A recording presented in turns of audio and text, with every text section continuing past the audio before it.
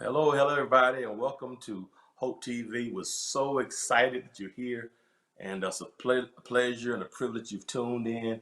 Man, we're so thankful for you guys for being a part with us. You've been rolling with us since March of 2020. Can you believe that? Over a year. It's crazy, man. Here we are in May 2021. This is another season of our presentation of our shows and episodes, and it's crazy. We just thought we'd be doing this for a few months. And here we are, 13 months later, still going, 14 months almost, going strong. And you've been a blessing. So everybody who's tuned in from Apple TV, Roku TV, Twitch, Amazon, we got Facebook, YouTube, Instagram Live, and 3 different websites. Man, can you believe that? So it's crazy. So we're excited. We've had over 100 million, well over 100 million views of our content. And man, we're excited. So everybody who's watching, thank y'all for being a part. I mean, everybody all over the world, from my hometown, Macon, Georgia. What's up, 478? To people in Zimbabwe, Asia, Africa, South America. We've been watching the Caribbean, and we're excited. So welcome. If you're watching through a platform that will allow you to subscribe, to like, to comment, or to share of any of the platforms, please do so. We love to have you to help share it. When you do that, you help our algorithms, our social media algorithms, and our social media engagements. So please help us get the word out. And we get that share button. That's very important because it helps us to get other people. If you share it to one person watches it, hey, we've doubled the platform that quickly. So please help us do it. Anything you want to say to people as we open? No, thank you always for tuning in. Yeah, we're excited today. This is Marriage Matters. It's probably one of the top shows now. We have over 30 shows that we're offering on a weekly basis. That's amazing. We're adding 2 new shows this season. One, a cooking show with Keith, and with the Gospel Music Lounge. We got a Gospel Music showcase now that we're offering. So just amazing. So welcome everybody. This started really in March of 2020 as something we're doing for the Women's Week, the week before quarantine started. And Andre and the women collaborated. We came together and did something. And can you believe that will lead to this? It's crazy. Yeah, it's crazy. So we're here. We're excited. We have a couple here today. It's very, very special to us. And we're not gonna hold you very long. Without any further ado, we got some special conversation tonight. A couple that we hold dear to us and been a blessing to our lives and our ministry. And we want to welcome tonight to the show the McDonalds. We got Larry and Alicia McDonald.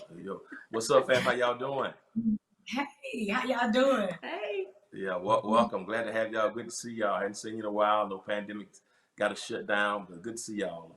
Hope y'all can put something on the grill when this pandemic is over. You know, we love to be y'all's guests. Got you. We got you. So we're going to start off like we always do with every show. We always ask, of course, ladies first, because we know, God loves the truth. Yeah. And he knows it's going to come from the ladies. So ask Eve that. Okay, so Alicia, tell us how you guys met and how, Jake just wouldn't leave you alone, so you finally gave in to him. Okay, so we met at Dillard's department stores in Macon, Georgia. Jake had just moved from Florida, and he was the new dock manager when the store first opened. I don't know if y'all remember that, but Dillard's just come to Macon. And he was the dock manager at that time, so he's like the first person that you see when you come in, when you enter in to clock in. So I checked him out, as I was clocking in. I spoke to him every morning or whatever, and he was checking me out too, but he just didn't want to let let me know. But I just started speaking to him every day, and when he would call upstairs to let us know that he was going to lunch, like I worked in I was cash operations specialist. So when the operator used to go to lunch, I used to watch the phone for her. So he would call and he would let me know, I'm going to lunch. So I just, maybe after 3 or 4 times, I was like, so when are you going to take me to lunch? And I guess the rest is history. I like it. No, she left out some things. So, Jake, I've known Alicia all her life, and so I know that's just half the story. Yes, I appreciate her telling. I think she told herself a little bit. She like most of us. She told herself a little bit, but I want you to give me the real, the dirt, the nitty gritty. I want you to give me the detailed version. Give me the Florida version of the story. Let me hear it from you. okay, so how it really went down. The way like she said, everybody came through the back door, and my desk kind of sat there. I was like watching. I could see everybody come in and out the door. So yeah, she used to come through and she used to be checking me out. And after a while, she had a coworker, an older lady that worked up there with her, who she sent downstairs to my desk and said, Alicia wants you to take her to lunch. And I was like, whoa. I was like, no, you don't remember that, do you? No, Yeah, but I did ask you on the operator. I don't remember that one. Man. Okay. She came down and she said, Alicia wants you to take her to lunch. So, yeah, at first I was like, oh, and then I told her, I was called up and said, I'm going to lunch. And then she said, well, when you going to take me to lunch? I said, well, you can go with me now.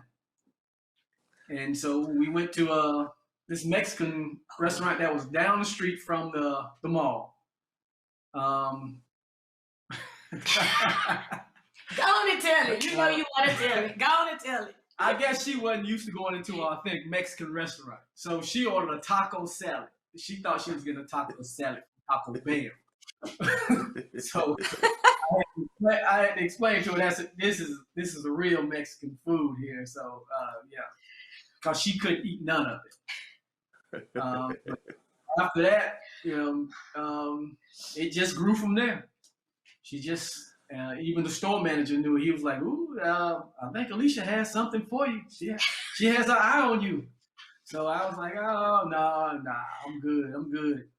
But So listen, for all of our single ladies that are watching this show, it's okay to make the first move. See what resulted from Alicia making that first move? I've been saying all the time. Listen, if you kind of shy, if you watching, you're singing, you kind of shy to make that first move, go find an old lady who don't mind talking for you and put her to do the work for you. That's all you gotta do. Find somebody intercede for you. Hey, he can't. What are you gonna tell the old lady no? He can't tell the old lady no. So that's smart. That's straight. That's East wisdom. Macon. That's straight East Macon. That's East Macon genius. And my sister knew how to pull that sucker in, and she pulled it in. So to God be the glory. Whoever the old lady is, God bless you. They owe you lunch. Yeah, I don't know. It's been a while. It's been a while. Really.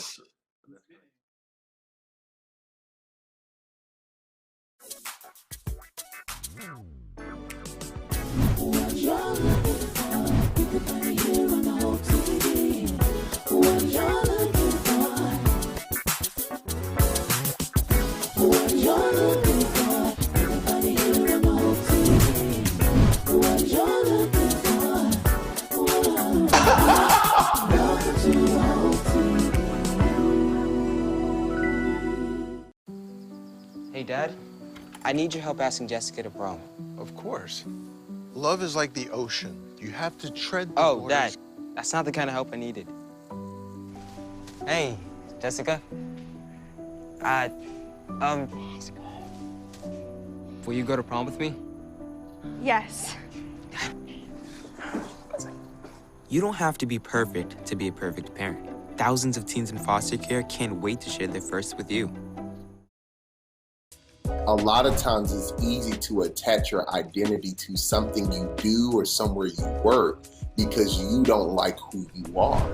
In regards to getting to know who you are, one piece that people have to really be ready to is look at themselves honestly. A lot of times we want to sell ourselves an idea of ourselves rather than who we really are.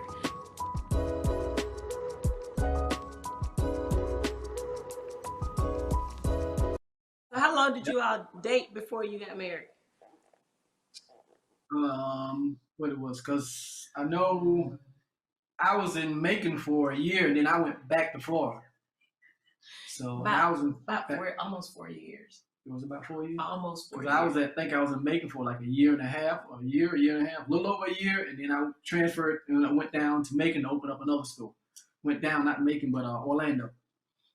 So let me ask you this. So with the long distance relationship, how did that work? Like dating the long distance thing?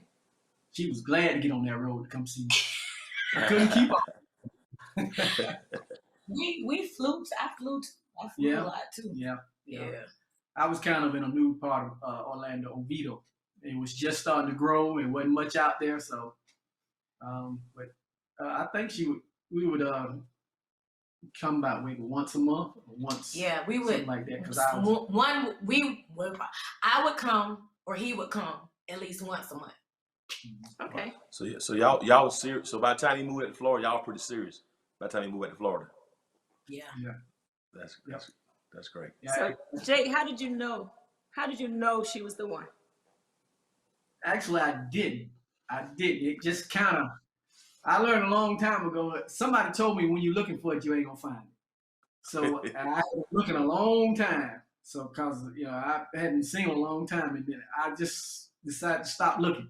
I said if it's meant to be, it'll just whoever it is, I just run into them and it'll just happen. So. Wow. How did you know, Alicia? I got lucky. I would say it was probably like the first time we had an argument and he actually stopped and listened to what I had to say. And he was able to tell me exactly, I heard what you said. I heard you. He wanted me to know that he really heard me and understood my point. And I was like, okay, this might work.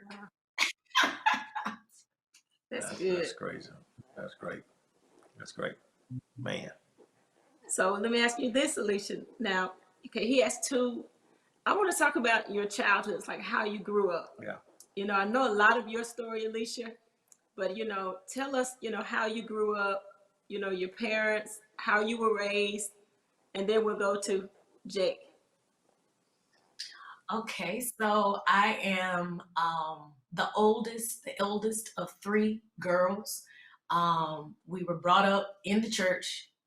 We didn't know anything else but church. It was punishment when you couldn't go to church. So we lived for church. So my dad is a pastor. So we were going from Macedonia Baptist Church in Macon to Holly Grove Baptist Church, and even visited on L Street when I was younger. I mean, I just went all these different churches. We went about 3 times, I guess. We had early service, we had regular service, we had BTU, and something he wasn't quite used to. But church was my life growing up. I was in the Baptist household, and singing music is just a part of the Carter family. So that's pretty much how I came up. Yeah, shout out to your parents. Your aunt who just passed, Miss Janice, your mother, and your dad were my first 3 Sunday school teachers. So I spent probably that's either 6 to 9 years in Sunday school with your family, and then your dad, who I will owe for the rest of my life, is the one who got honored to go out on our first date, December 11th, 1988. I tried for a couple of years, it wouldn't work, but he asked me to come preach for him when I was in college. I said, well, I'll come preach on the one condition: you get your piano player to go out with me. He said, "I'll make it happen." He made it happen. So at the end of the day, you on this show not cause of you and Jake. It's cause of JW Carr. Let's just go on and cut through the chase. Because the hate for him. So that's what it is. So shout out to JW. Out of respect for my pastor. Out of respect for my pastor. I went out with him. Yes, you did. And, hey, Well, you know what? I'm glad y'all went out. Yeah. Praise the Lord. So Jake, so she grew up in the household in church all the time from I remember when she was born. Her and my brother like a month apart. And like Alicia was born in December and Corey was born in January. And we got pictures I got pictures. My sister, my mom, one of them got pictures of them when they were literally 2-3 months. So they literally came out the womb at the same time. You ever seen that picture, Alicia? You know what I'm talking about? So Yes, it's the baby dedications. Yeah. So y'all got dedicated at the same time. Yes. Yeah. You and Corey got dedicated the same day. So that's the history. So for people watching, and we're still family now. So Jake, you know her family. So tell us about your background, your upbringing. I was born and raised down in my younger years. I was in Deerfield Beach, Florida. I got 2 brothers, 3 sisters. I'm the youngest boy of the boys. My parents weren't married. I was raised mostly by my grandmother and my great-grandmother. My younger years, I stayed with my mama, my brothers and siblings with my grandmother. And then after a while, with my great-grandmother, I had a cousin that was living with her because she was like, at that time, she had to be close to 80. And then he graduated from high school and he was going to college and she needed somebody to come in to replace him. And I think she felt more comfortable with boys than girls because she raised 5 boys herself. She had 6 kids, 5 boys and a girl. So she felt, and I think all of her kids felt better if there was another man or a boy or soon to be man in the house with her. So I was with her for a while up until I moved to Tallahassee. Where I went basically right after my 14th birthday. It was the summer of, I think it was the summer of 81. I went to visit on a vacation to visit my aunt and uncle who moved to Tallahassee like 2 years before when he got a new job up there. They lived in a town, South Florida, down like 15 minutes from Deerfield, Pompano. They moved up there and with my 2 cousins who were guys, and my other cousin, she's a girl. They got 3 kids, 2 boys and a girl. The oldest was in college at Cookman, and so it was me and my cousin. We're the same age, so we were best friends before they moved. We were like 2 peas in a pod. Yes. And when I was in Deerfield, it was for me. I was wide open at that age. I stayed out. Even in 6th, 7th grade, I used to go home at 2 or 3 in the morning. I was doing stuff. Yeah, I was doing stuff that grown folks was doing. I was hanging out. I used to hang out with an adult. He was my idol for a while. He didn't do anything but I like motorcycle and cars and all that. He was a mechanic. He was a shade tree, and I was learning. I was basically just hanging out with him, helping him with do anything. Then I moved to Tallahassee because I went up there to visit, and I knew it wasn't gonna be good for me if I went back to South Florida. When I look back, I probably wouldn't be around right now because I think the biggest thing that shook me before I went up there, my brother's best friend got killed in a drive-by, and when they caught the guys, they found out that it was mistaken identity. And, he just happened to have the same kind of car the guy that they was looking for had. And that it tore my brother up and it kind of shook me. And when I went up there, that was it. I kind of made my mind up before it was even time to go. I had already made my mind up. So. It's strange because most 14-year-olds with no supervision, they like that. You know what I mean? So if I'm 14 and I can hang out when I want to hang out. So for you to have that kind of awareness is really strange because, you know, so nobody push you to do it. Nobody say come up here to stay out of trouble. Something in you just said, I can't do this. Yep. And as a matter of fact, the conversation I had with my grandmother before I went up there, she was like, who knows? You might like it up there and decide to stay. Wow. And you know, they came when I left with them, they were down there visiting. We got in the car. It's like a 7-8 hour trip. And I just kept thinking about that all the way up and thinking about, you know, it ain't nothing's good is gonna come out of me going back to Deerfield, going back down there. Wow. It's, you know. Wow. So it you was really mature beyond your years, man. That's wonderful. And your grandmother, I mean, to have that wisdom, you know, to have that wisdom, you know, to tell you that, because she saw something. She saw Really? what, you know, down the road before anybody else did. So she planted that seed. I mean, that's a phenomenal story. I want you to talk to us about what your experience is like as a millennial in the entertainment industry. I would honestly say that my gender probably played more of a factor than my age did. She's a female, so she probably don't really know, or she probably can't really, and so then they will just write me off. But we got that together.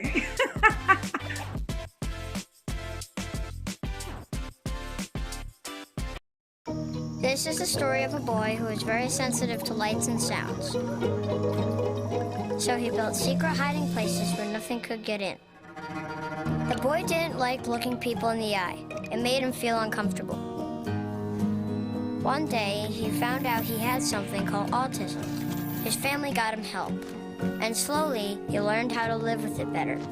Early intervention can make a lifetime of difference. Learn the signs at autismspeaks.org.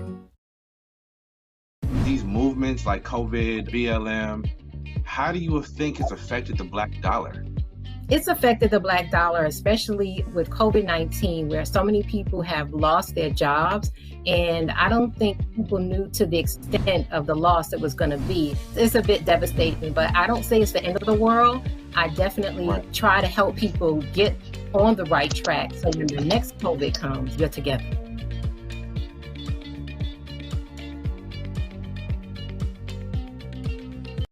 Let me ask you this. So I know Alicia's dad can be a straight clown.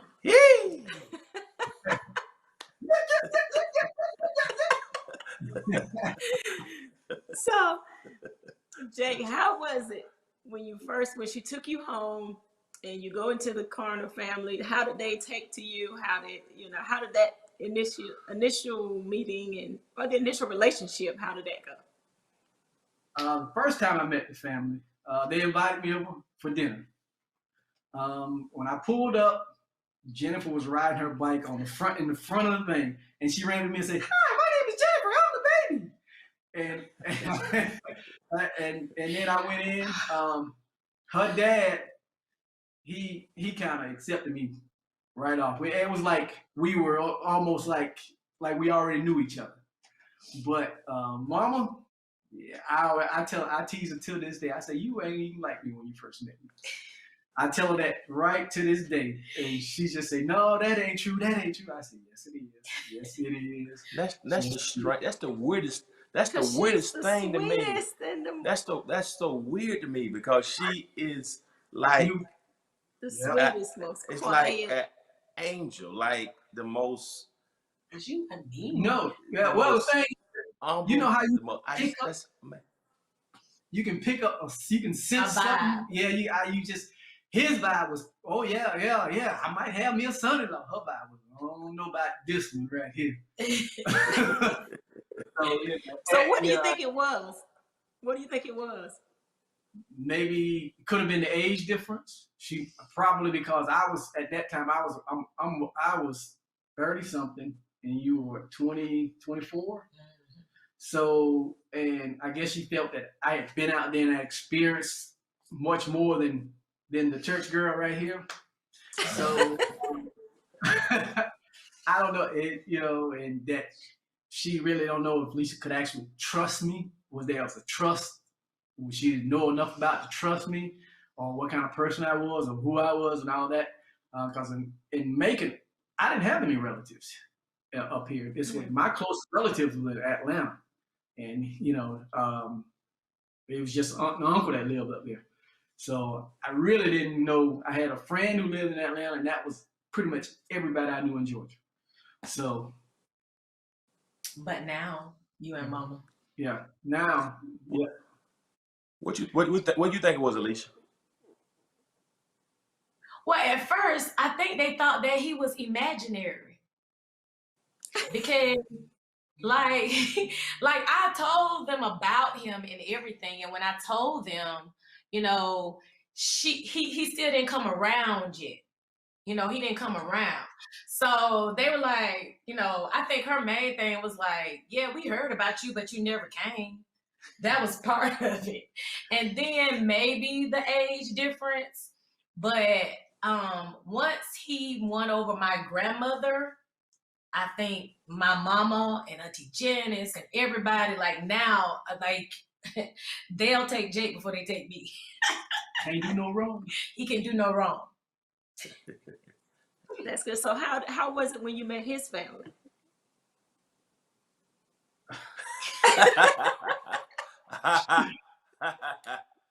So I met all his siblings. I met his brothers and sisters, his cousin siblings as well, and close friends, and we all hit it off really, really, really well. But his aunt that picked up on raising him in Tallahassee, I give you short story. Okay, remember I said we were working at Dillard's, and finally I got the phone number, right? He gave me the number. He said, call me, So I called him one day after 11 a.m. and a chick answered the phone. Like a chick that sounded like she was my age. So I said, So I said, do I have the right number? And that's what I'm thinking in my head. And so, okay, so I was stunned. And I said, is he home? And she was like, no, but he'll be back, blah, blah, blah, blah. So I didn't hear anything else after that conversation. I just hung up the phone. So I told him about it, and I said, you asked me to call you, and then a chick answered your phone, like at your apartment, like, what's that? Do you have a girlfriend? What's really going on? So he said, no, it's nothing like that, or whatever. He was like, no, call me again. So a couple days later, I called him, and here's another female with a different voice answering the telephone. So I'm a little, perturbed. I'm a little flustered. I'm just like, okay. I said, well, he asked me to call him. I said, who is this? So the response I got back was, this is his mother. Who is this? So, that was the way I met his aunt. Oh my God. So I had to pick up my face off the floor, and then I couldn't tell her the reason why I was upset, because then that would be putting him out there. So I was just like, I apologize. I am so sorry. And that was the end of it. And then I think I met her like that same week in person. Mm-hmm. So I apologized again, but she did not hold it against me at all. And I told her after the fact what that was all about. And of course, she understood what was going on. So, but me and his family, we all get along. We get along well. But that's how I met his aunt in Tallahassee. So what about his uncle? Jake, was he like your dad? Was he like that father figure for you? Because I know you mentioned your mom, your grandmom, your great-grandmom. Who was your father? Well, when I was living in Deerfield, it was all my uncles. You feared the uncles, basically. My dad lived in Deerfield, but you know, he had a whole other family they didn't even live that far from where we were living. I just, you know, it was just one of those things that, you know, I got other siblings, but with him, I got like 3 other brothers. Well, because my daddy still was having babies while I was in college. So I got 3 brothers that I know about and a sister. But you know, he would give me or do anything for me. I just, you know, if I needed something, I could always ask him for it. I just called him and he would do whatever. He actually bought me my first 2 cars. So, yeah, I mean, he was there if I needed him. But, you know, but fear came from my uncles. Now, my uncle that I was living with in Tallahassee, he played no games. He was known in Pompano as King Davis, and you didn't mess with King Davis. And that is his name. That's his name. Yeah, so he was a disciplinarian. He didn't mind putting hands on you. He used to keep a belt in his nightstand. I was luckily he only got me twice. But yeah, I've seen him. It used to be the thing at the house. He gonna beat everybody in the house. Ain't nobody gonna laugh at nobody. So you know, that made sure nobody else did nothing to get everybody else in trouble. But that's where most of that was. But see, my uncles lived when I was in Deerfield. They lived in different cities. So, you know, at night there was, you know, you talking about a kid living with his 80-year-old grandmother. I used to leave the house on my bike and, you know, come back whenever, you know, come back when I'm hungry or come back late at night or late at night. Or, you know, sometimes I would leave and not come back at all. And they would be looking for me, wondering what happened to me. So I would, you know, went over to my cousin's house somewhere else or somebody else. Yep. Until I moved. It's strange. It's, you know, hear that story, you know, one of my nephews, when he was about 12, 13, started that same path, you know, joined a gang, and I wanted him to come live with me, smart as a whip. And he came to stay with us or something, and I wanted to keep him. And, you know, because I saw he was going down a bad path. So he came up here with us, you know, and just thrived, was doing well. And yet when it was time to stay, to get him back in school, his mom, my sister, you know, rather than let us have him, she decided, you know, I want him to come home. I want him to send him back home. And I think, you know, to this day, that kind of bothers both of us, because we know he made some choices, some decisions with his life. You know, a lot of his potential, and you know, we know God is in control of everything, but we just think he could have thrived and done a whole lot more had she just, you know, released him. And you know, so it's just, you know, I think that's a good thing for parents. You know? Yeah. Sometimes you have to, you know, you have to make decisions that are best for them. And I'm just, you know, it's just a blessing that your grandmother even saw that to say you might like it and you might want to stay, you know. She didn't say, I want him to come back, you know, or your great grandmother, I miss him, I need somebody staying with me. You know, those were unselfish moves. Yeah, absolutely. And now y'all got 2 boys yourself. Talk about those. Talk about them.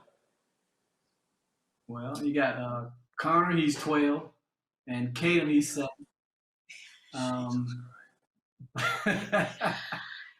Connor is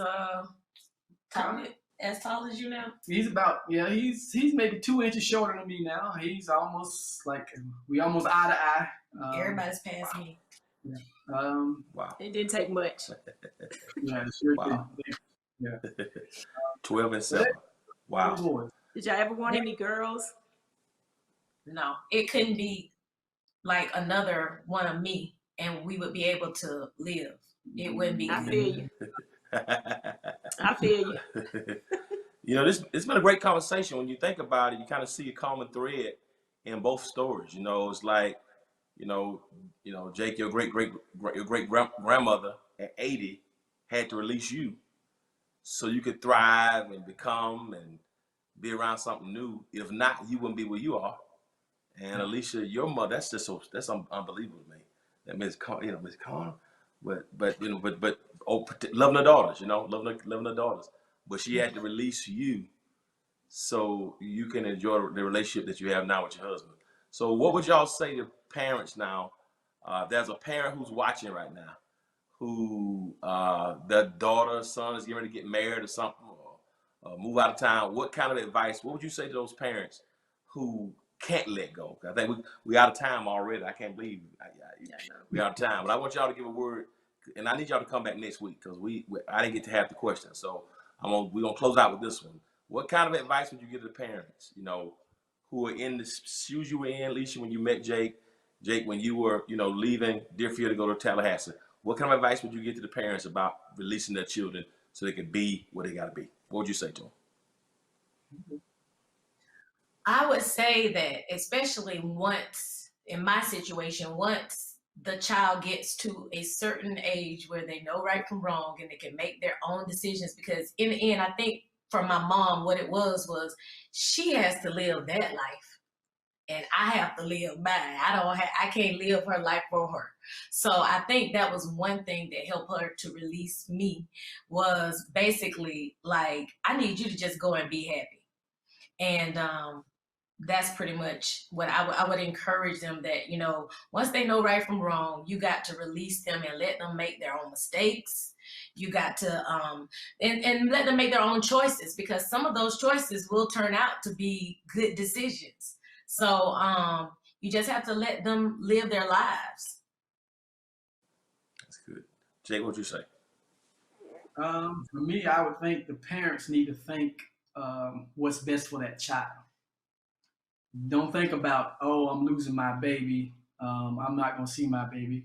I moved and I saw my parents, and I saw them whenever, they were a phone call away if I wanted to talk to them. I think overall you have to think about what's best for the future, for that child in their future. Even if it means, I'm not saying you give them up and you give them away. You do something and you make the decisions that's going to make them and benefit them later on down the road. Because at the end of the day, you're not going to be there for them forever. So they got to learn how to survive. And also, I think by you going there, what makes me admire you even more as a man are those principles and everything that you learned when you were with King Davis in Tallahassee. The things that you do for our family, how you take care of us, how you respect me, how you teach the boys how to respect others as well. I think that if it were not for when you went to Tallahassee, you wouldn't have been able to give that to us. No, he was a good example. He was a great example. He didn't mess with his family. Most definitely didn't mess with his wife. And he took care. He just took care of the family. Not just the family in the house, the extended family. So he was basically the rock for the family for a long time. Wow. That's good. This is great, man. This has been a great conversation. It's been very helpful, very inspirational. And I hope those who've been watching have been inspired. We're going to invite the McDonald's to come back part 2 because we didn't get to half the conversation. So they've consented to come back. We're going to close this session of Marriage Matters. Hope you had a hope-filled day and you got a daily dose of hope even through this broadcast, this show on today. We're going to close out. But on behalf of Andre and I want to thank y'all again for tuning in to Marriage Matters. Tune in next week, same time. Same channel. And always remember this: if you be good to God, God will be good to you. Until next time, peace. Bye.